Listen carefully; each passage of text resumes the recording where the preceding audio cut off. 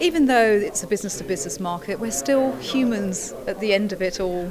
We still interact with other humans, and that means that what normally happens on a level of an individual level will siphon up to business. Perfect example would be mobile banking.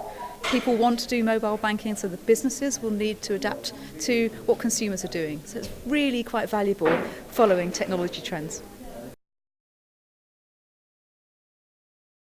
For years, people have talked about the fast-moving technologies of the world. That's something that always seems to be moving faster than we can keep up.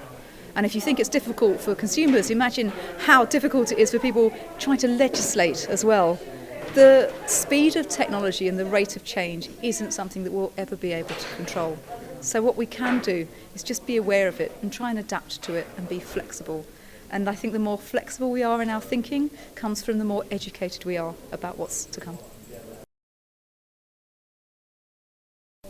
I mentioned briefly about how virtual reality might throw up interesting new regulations in terms of what's considered a safe environment to be in a virtual world.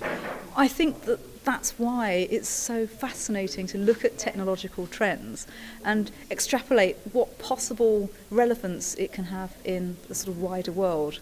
I'm yet to find an industry that isn't touched by technology.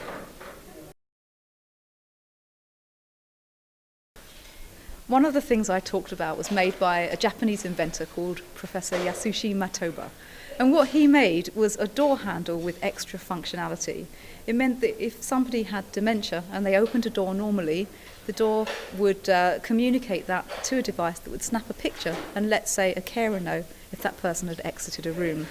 You could also not activate the functionality just by using the end of the door handle instead. It's a very dignified way to look after someone and adds an extra layer of functionality to just something that would otherwise be considered a way to move from one room to another.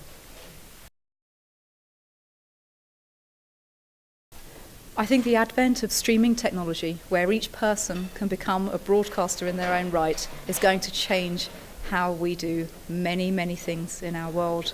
That, I think, out of all of the trends that I'm seeing, is probably going to have the most impact on us on a day-to-day basis.